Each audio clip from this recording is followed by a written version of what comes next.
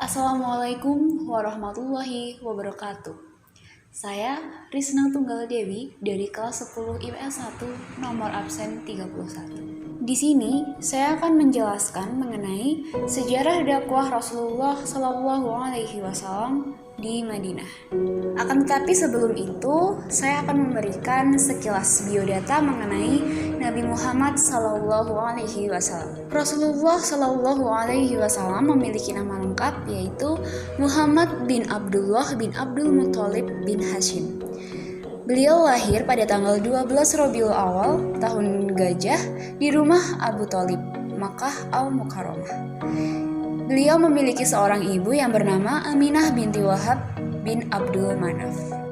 Menginjak usia 5 tahun, terjadi sebuah peristiwa, yaitu peristiwa pembelahan dada Nabi Muhammad Shallallahu Alaihi Wasallam yang dilakukan oleh dua malaikat untuk mengeluarkan bagian syaitan dari hidup di dalam hati Nabi Muhammad. Menginjak usia 6 tahun, Nabi Muhammad Shallallahu Alaihi Wasallam kehilangan ibunda tercintanya, yaitu Aminah binti Wahab, dikarenakan sakit. Kemudian Nabi diasuh oleh kakeknya yang bernama Abdul Muthalib. Pada usia 8 tahun, kakek Nabi Muhammad Shallallahu Alaihi Wasallam meninggal dunia, dan kemudian diasuh oleh pamannya yang bernama Abu Thalib. Pada usia 9 tahun, ada pula yang berpendapat 12 tahun, Nabi Muhammad Shallallahu Alaihi Wasallam bersama Abu Thalib pamannya ini pergi menuju Syam untuk keperluan berdagang. Nah, di sana beliau bertemu dengan seorang pendeta Nasrani yang menceritakan pengutusan Nabi pada diri Nabi Muhammad Shallallahu Alaihi Wasallam.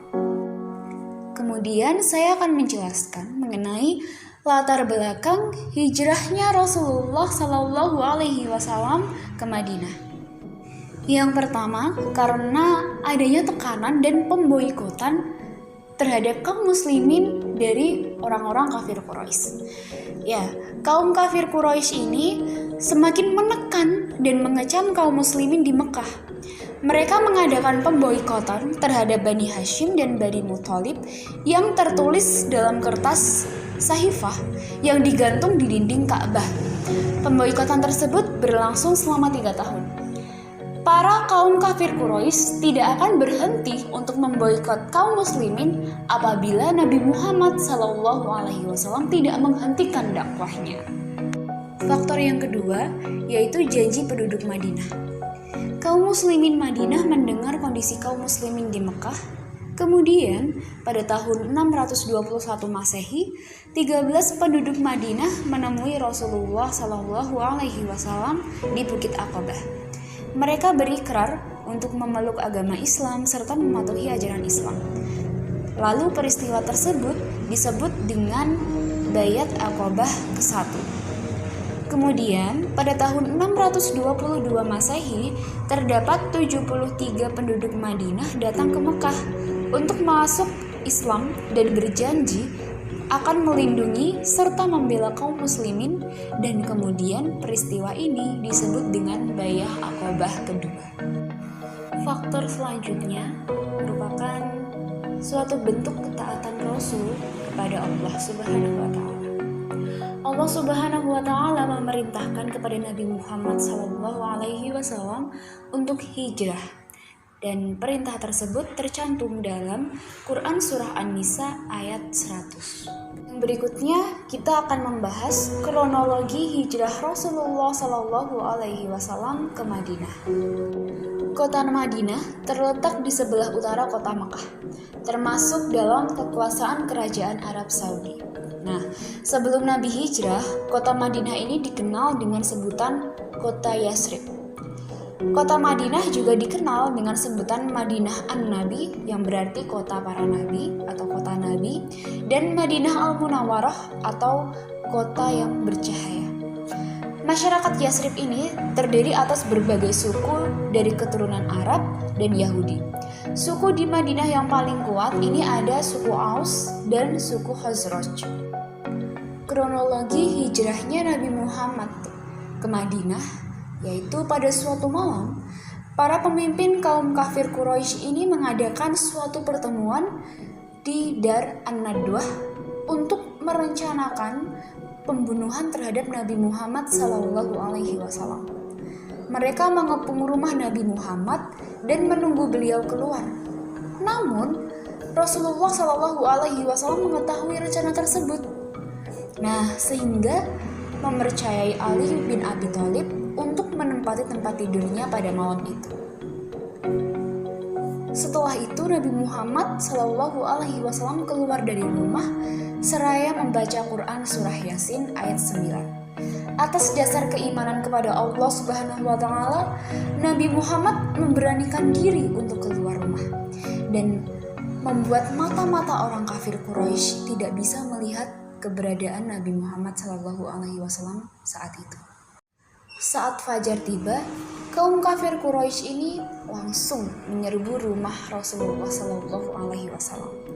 Namun betapa terkejutnya mereka. Yang mereka temukan bukanlah Nabi Muhammad, melainkan Ali bin Abi Thalib radhiyallahu anhu. Kesal dengan kejadian tersebut, mereka langsung mencari jejak Rasulullah dan juga menjanjikan bagi siapapun yang berhasil menangkap Rasul akan diberi imbalan berupa unta sebanyak 100 ekor. Setelah keluar dari rumah, Rasulullah SAW segera untuk menemui Abu Bakar radhiyallahu anhu yang telah menyiapkan 2 ekor unta, serta putri beliau yaitu Asma telah menyiapkan bekal bagi keduanya. Abu Bakar dan Rasul berjalan sejauh 3 mil dari Mekah dan kemudian menemukan Gua Sur. Nabi Muhammad SAW dan Abu Bakar radhiyallahu anhu tinggal selama 3 hari 3 malam di dalam gua tersebut.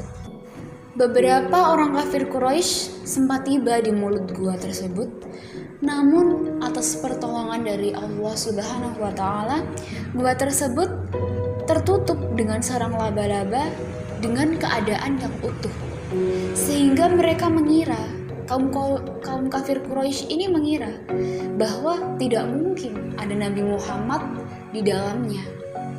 Nah, pada malam keempat, Nabi Muhammad SAW beserta Abu Bakar radhiyallahu anhu melanjutkan perjalanan dengan menyewa seorang kafir yang dapat dipercaya bernama Abdullah bin Uraikid untuk menjadi petunjuk jalan. Mereka melakukan perjalanan ketika malam hari serta menghindari jalan-jalan umum yang membuat rute perjalanan mereka ini semakin jauh. Di tengah perjalanan, mereka hampir tertangkap oleh Suraqah bin Malik karena dia tergiur dengan imbalan berupa 100 ekor unta. Namun atas izin Allah Subhanahu wa Ta'ala, dia gagal untuk menangkap Nabi serta rombongannya.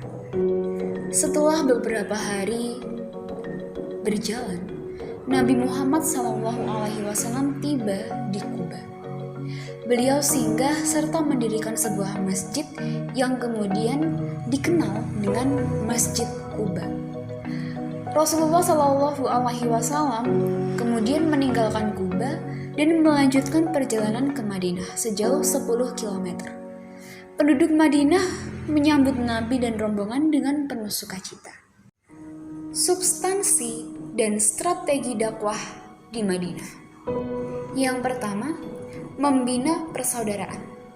Nabi Muhammad mempersaudarakan antara kaum Ansor dan kaum Muhajirin. Kaum Ansor adalah kaum muslimin Madinah yang menyambut Nabi Muhammad SAW beserta pengikutnya. Kaum Muhajirin merupakan kaum muslimin Mekah yang berhijrah ke Madinah. Kaum Muhajirin tidak membawa harta benda ketika mereka meninggalkan Mekah.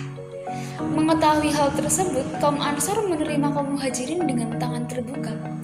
Nabi Muhammad SAW memperbolehkan kaum Ansor dan Muhajirin untuk saling mewarisi atas dasar ukhuwah Islamiyah.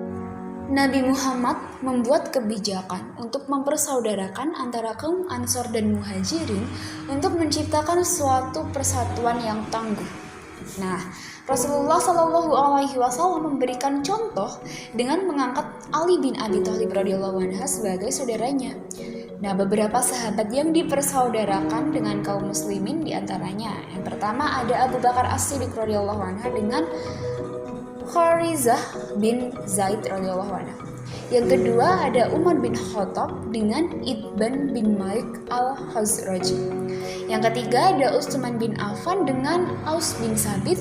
Dan yang keempat ada Abdurrahman bin Auf dengan Sa'ad bin Rabi. Yang kedua, mempelopori terbentuknya Piagam Madinah. Piagam Madinah ini disusun untuk menjaga hubungan baik antara kaum muslimin dan penduduk Madinah asli, baik bangsa Arab maupun Yahudi. Piagam Madinah membentuk sikap toleransi antar masyarakat Madinah, dan kemudian Piagam Madinah ini bisa menciptakan suatu persatuan yang kuat antar warga Madinah. Mereka hidup secara berdampingan dan tolong-menolong serta saling menghormati perbedaan dan keyakinan. Keamanan serta ketentraman dapat terwujud dengan terbentuknya Piagam Madinah. Piagam Madinah ini dideklarasikan oleh Rasulullah SAW yang terdiri atas 4 bagian utama.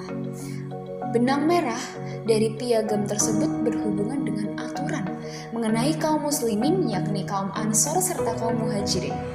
Isi pokok Piagam Madinah yaitu yang pertama, semua pertikaian yang tidak terselesaikan melalui musyawarah maka akan diserahkan kepada Nabi Muhammad SAW. Yang kedua, aturan tentang hubungan antar umat Islam dan golongan Yahudi untuk menjaga stabilitas masyarakat Madinah yang bersatu. Yang ketiga, Madinah merupakan kota suci, di mana haram untuk melakukan pertumpahan darah. Yang keempat, aturan tentang kabilah yang baru masuk Islam. Nah, aturan yang keempat ini ditulis saat setelah Perang Khandaq atau Perang Parit. Yang berikutnya, yaitu membentuk kadar pertahanan wilayah. Meskipun dakwah pada saat itu sudah dilakukan secara lemah lembut, namun tetap saja masih menerima perlawanan dari sebagian kelompok. Bahkan dari mereka ada yang terang-terangan melanggar isi Piagam Madinah dan bersekutu dengan kaum kafir Quraisy. Oleh karena itu, Nabi Muhammad SAW membela diri dan terpaksa mempertahankan Islam dengan menanggapi ajakan untuk berperang. Yang berikutnya ada toleransi beragama. Nabi Muhammad SAW dalam dakwahnya di Madinah tetap menghargai pemeluk agama Yahudi dan Nasrani. Nabi Muhammad SAW lebih mengedepankan ketenangan jiwa serta kebebasan bagi penduduk Madinah. Mereka memiliki kebebasan menganut kepercayaan, menyatakan pendapat, serta menjalankan agama mereka masing-masing. Sekian yang dapat saya sampaikan. Apabila ada yang kurang berkenan, saya mohon maaf. Terima kasih. Wassalamualaikum warahmatullahi wabarakatuh.